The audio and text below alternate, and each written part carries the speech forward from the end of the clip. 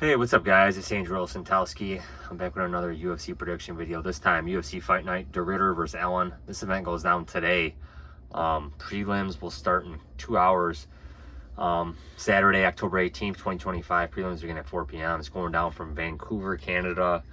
Let's get into the first fights, guys. Prelims, Melissa Croden making her UFC debut. Bantamweight division. Again, she was fighting on LFA. Then she's going up against a woman that's got a few UFC fights, Tainara Lisboa. And they're both around 34 to 35 years old, 5'7", one's 5'9". Lisboa lost to Luana Santos by Americana, beat Ravana Oliveira, Jessica Rose Clark. I'm going to side with Lisboa here, man, just because she's got the UFC experience. She won't be experiencing the UFC jitters. Current odds on this fight, Croden's -130. I'm going to look at the slight dog here in Lisboa for just a pick. So my pick will be Lisboa. Azamat Bakov against Yusri Belgori. Let's look at Belgori here. 3-fight winning streak. Fights out of Teixeira MMA and Fitness. He was on the Contender Series in 2024, so he hasn't fought in over a year. I'm not exactly sure why. So he was on the Contender Series a couple times. And he's going up against Bakov here, who's, I believe, a really good prospect. 8-fight winning streak, 29 years old. 2-0 in the UFC. And I'm going to side with him here, too, to get by Belgori. But again, it should be a great fight. Stephanie Luciano against Ravina Oliveira. Oliveira, 1-fight losing streak, 28 years old. Lost to Lisboa. That was their only UFC fight. Let's look at Luciano, 6-2. 1-fight losing streak. Lost to Sam Hughes by split decision. Beat Talita Alencar. So again, can't be really high on either of these women. You don't know what you're going to get. Luciano's a -300 favorite. I'll side with her. Danny Barlow against Jordan Santos. Let's look at Danny Barlow. 1-fight losing streak, 30 years old. Lost to Sam Patterson. No shame in that. We know how good Sam Patterson is.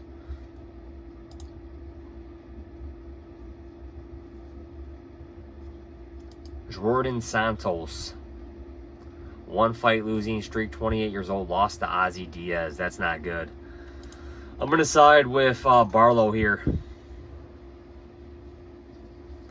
Bruno Silva against Hai Sung Park. Again, Park took that main event two months ago.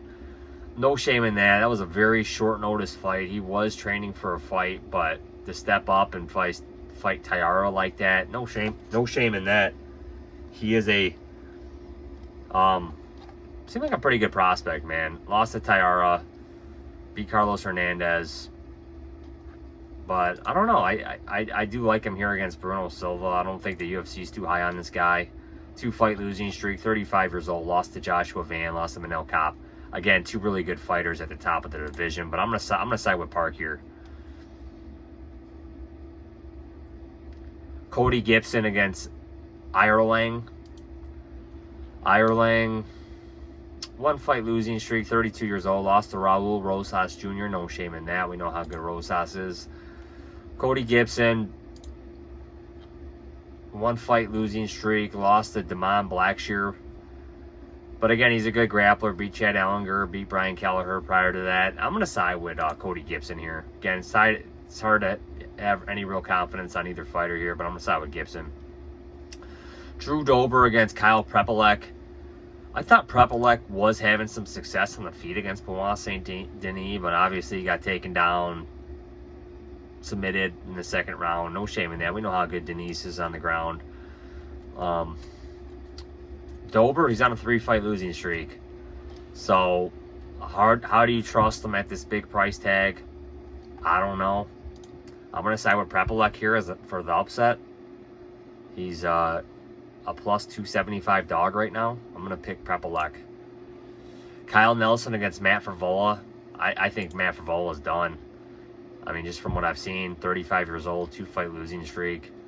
Haven't seen him since that brutal loss to Faraz Ziam. Ziam really hurt him in that fight. Kyle Nelson, He's back up at 55. 1 fight losing streak. Lost to Steve Garcia. That was at featherweight, I believe. And he had a weight issue. So again, you know, he was a big guy. I don't know how he was making featherweight, but I don't know. I'm a little higher on Nelson here. He might be able to find Frivola's chin. Again, if the fight goes any type of distance, maybe Frivola takes over after round 1. But I'm going to side with Nelson.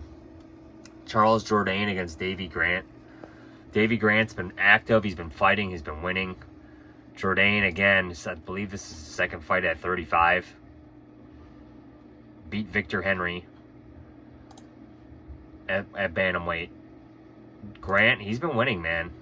2-fight winning streak. Beat Damon Blackshear. Beat Ramon Taveras. I'm going to side with him here over Charles Jourdain, but this should be a great fight. Mignon Fiort against Jasmine Jasdovicius. Against Fiort, coming off that split decision loss to Shevchenko back in May for the belt. No shame in that. She's a really good fighter. I think she'll probably have the belt at some point here. Jasmine Jasdovicius. She's picking up wins, man. She's beating who she needs to beat. They're giving her a big step up in competition here. I mean, if she wins this fight, she could very well be next for the fight for the belt. 5-fight winning streak. Beat Jessica Andrade, Bueno Silva. I mean, she's beating everybody she needs to beat to be able to fight Mignon Fiort here. But I'm going to side with Fiort. I don't think she's really lost much stock with her loss. So my pick will be Fiort here in this fight. She is a -228 favorite currently. Next up, Marlon Vera against Ayman Zahabi. Again, Vera has said that he's trained up his training. You know, he's not doing the long distance runs anymore. He's doing the sprints, but it might be too little too late. Again, the guy's still top 10, top 15 in this weight class. Lost to 2 good fighters, O'Malley and Figueiredo, but he hasn't fought often. He hasn't fought in over a year. You know, so he's taken some time off. Maybe that has helped. Maybe he will come rejuvenated, but his last few fights, he has not looked good. Zahabi, he looks almost the same size as Vera when they stood against each other at the weigh-ins. So he's not no small guy either for bantamweight. Beat Aldo, beat Munoz. I'm gonna side with Zahabi here, man. This should be a great fight, though. Co-main event, Kevin Holland against Mike Malott. I'm going to side with Holland here, man. I think he is confident. Again, I know it's hard to choose him here. When this fight first came out, I was leaning Malott, but he has a very short reach compared to Kevin Holland here. 2-fight winning streak, beat Radke, beat Trevin Giles. I think Kevin Holland, I know he is up and down with his losses and wins, but the guy is a good fighter. Lost to Daniel Rodriguez back in July, beat Luque, beat Gunnar Nelson. I mean, this guy is capable of picking up some wins here, man, if he takes it serious. I think he's fighting in the right weight class here at welterweight. He is staying active. I do like that, man. I think staying active is going to help him here. He's probably going to have the striking advantage here. I'm not saying, I think he probably has a ground advantage too. And I'm going to side with Kevin Holland here again. Let's look at the odds. To pick him fight. -112 for Malott, -108 for Holland. I'm going to side with Holland. Main event, Ranier de Ridder against Brendan Allen. Brendan Allen took this fight on 4 to 5 weeks notice. Anthony Hernandez, Fluffy Hernandez, he fell out of the fight with RDR due to injury. Allen, like I said, that's the only thing that concerns me here with Allen is the 4 to 5 week training camp. If he does gas, but I think this fight's going to be a very competitive fight. Again, Allen's 29 years old. He's about 6 years younger than RDR. 6'2", 75-inch reach. Again, coming off a win over Vittori. It was a good win. Again, his losses to Anthony Hernandez, Nasruddin Imavov, the 2 top guys in the weight class that don't have the belt. There's no shame in that at all. And I like his confidence coming into this fight, man. He took it on short notice. He's confident. RDR, again, I won that bet on him against Robert Whittaker back in July. I mean, I you know, definitely high on the guy. We got him as a great underdog against Robert Whittaker in that fight. That was a split decision fight. I'm obviously happy it went to RDR, but I don't know if Whittaker was hurt with those knees or what, but Whitaker was more gassed than we've ever seen him. So maybe he was just hurt from all the damage that RDR landed on him. But RDR took a tremendous amount of damage too, man. There was a couple points in that fight, I want to say round 3 for sure, that Whitaker had him out, man. If Whitaker had any type of gas in the tank, RDR was out. You know, Whitaker dropped him bad, I believe, in round 3. Whitaker won round 1, in my opinion. You know, RDR had him hurt in round 2, I think.